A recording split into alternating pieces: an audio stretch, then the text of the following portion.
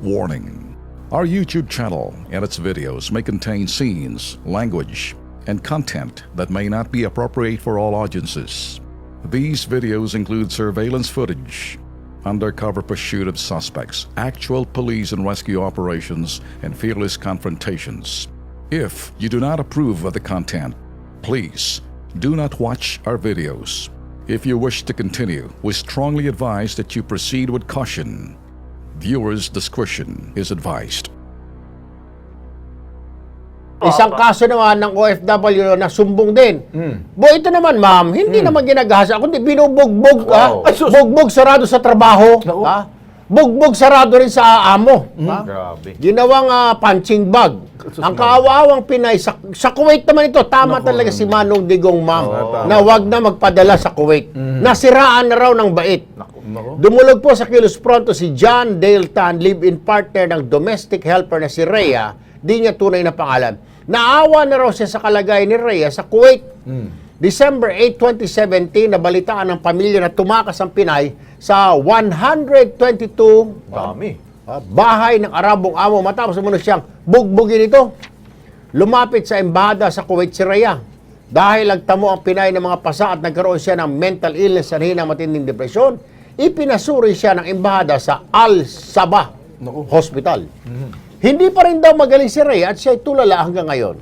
December 27, 2017, pinatawag si John Dale ng Jinhel International Recruitment Corporation, ang PRA ni Rhea, at nangakong tutulong na mapabilis ang pag-uwi na Pinay. Pero tila napako na ang pangako ng ahensya.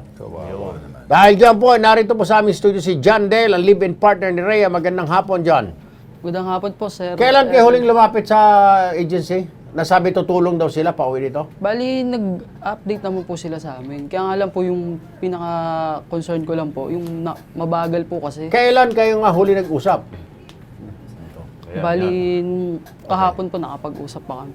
Nasa linya si Ana Martires, ang Marketing Director ng Jinhel International Recruitment Corporation. Miss Ana, good afternoon. Miss Ana? So, wondering kung bakit hindi pa siya napapauwi. Kasi, yung sa absconding case, di ba, na-mention ko kanina, the office there has done something. Tapos in consideration nga na, because she's suffering from a certain kind of illness, na mapauwi na siya.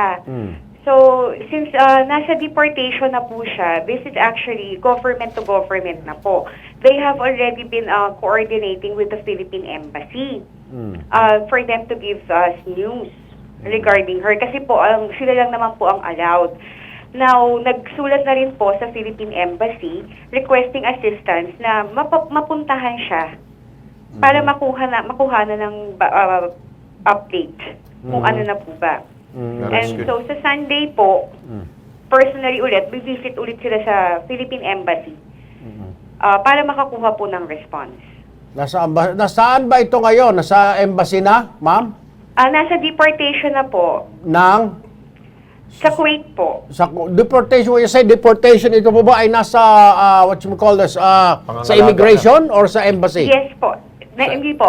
Kasi po, nag-run away siya going to Philippine Embassy. Okay. And then, since meron pong prevailing medical condition, bali pinagamot po muna siya Okay. until such time clearance po has been given by the doctor that she's fit to travel. Sa hospital. Opo. And then she was supposed to travel po first time. Unfortunately, the airlines did not allow her without a nurse. Okay. So at that time po, they were doing two things, either hiring a nurse to personally accompany her and to get another clearance po na from the doctors to allow her to travel. Okay. So when they finally had the clearance to travel, na-accost naman po siya pagdating sa immigration. And then she was transferred po sa deportation area po. So this is government to government na po. That's why we are coordinating also with the Philippine Embassy, sir. Ayun. Ganun ba explanation sa'yo? Ayan, may OWA. May owa pa. Ma'am Josie?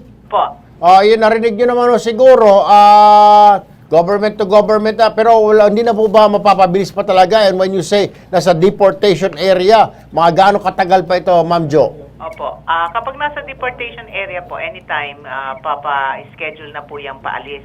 Pero pwede po natin itanong later, pagkatapos natin nag-usap, kung ano pong oras, ano pong araw siya may re-repatriate para maabisuhan ng mga kamag-anak nila. Alright. Kasi tumutulong dito yung Tumutulong agency. At least nagko-cooperate. Nako, yun, si Ana. Ma'am Ana, sige po, mag-coordinate po kami sa inyo. Yes, sir. Para po ma-repatriate niya ito. At ito na nga po, tutulong na rin po yung OWA. Nasa kabilang linya si Miss Thank you, sir. Josephine OWA has been Tobia. also very helpful to us, sir. Alright, sige po, sige. Salamat po ha. Thank you so much, Okay. sir. Opo. Salamat. And also, sir, Opo. on Sunday po, babali yung schedule po kasi we've already written a request kay Attorney Padaen, which is who is the labor attaché. We'll inform the family po whatever results would happen. Okay, Kasi nag-request po kami ng assistance na Okay. masamahan yung representative ng agency to visit po the Ana? deportation center. Ana? Yes, sir? Sana lahat ng mga agency kapareho ninyo. Tama. Tama. Magaling si Ana. Na talagang hanggang sa huling sandali, Yes.